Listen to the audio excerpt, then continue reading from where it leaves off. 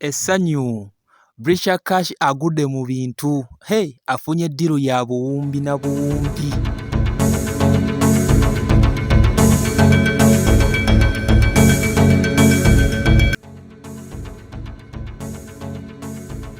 Yes, omulungi yekumidde ku good talent chokola kya kisingira ddala okubeera ekyakkabi. Of course tusiima nnyo byonna byonna byokola. Yes, tusaba Mukama Katonda abeere nga akuddizaawo ate buli kimu kibeere nga kikutambulira bulungi.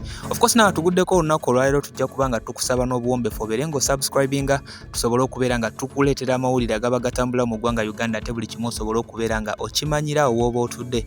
Right now amawulire genkuleetedde gakwatagana ku mwana muwala ono Brisher Kash y'omu ku bakadaama abeekolera erinnya nga kati ssaawa zino bw'oba oyogera kuba tiktokers tosobola kubanga omubuusa amaaso. Of course wano mu ggwanga Uganda y'omu ku bantu abatuleetera okubanga tumanya omugaso gwa TikTok, naye nga right now wenjogerera mwana muwala ono ebingi ebize bimutambulako tukimanyi bulungi emabega abadde yakava ku kitanda yali alongoseddwa ekirwadde kino ekya ania, naye nga right now ali live and clear. Kakati olunaku olwaleero amawulire genkuleetedde nga bwenkusoose n'enkuwako wali eri omutwe omukulu mwana muwala ono agudde mu ddiiru.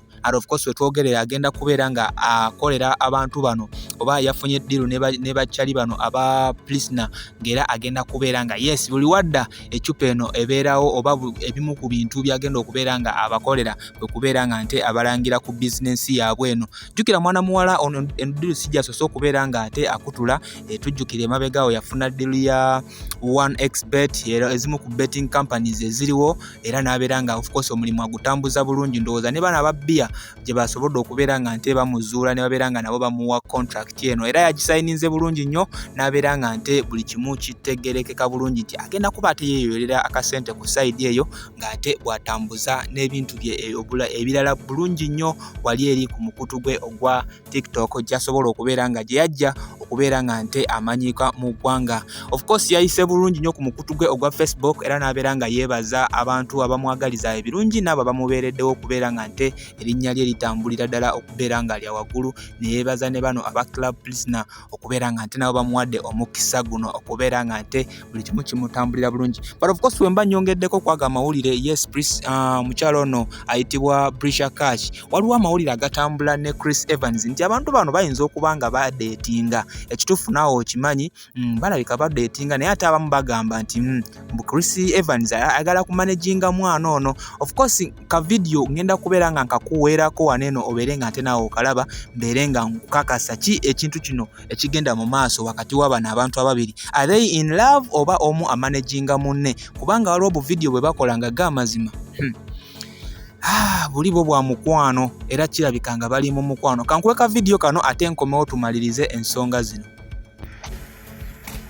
Hey.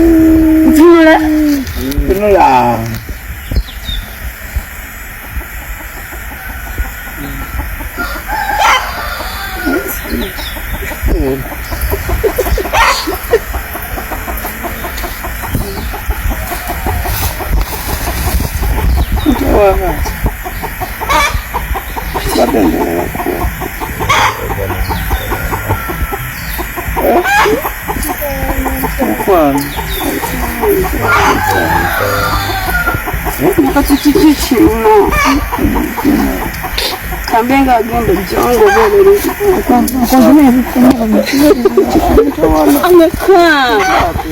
osoto kupepera mu bintu byonna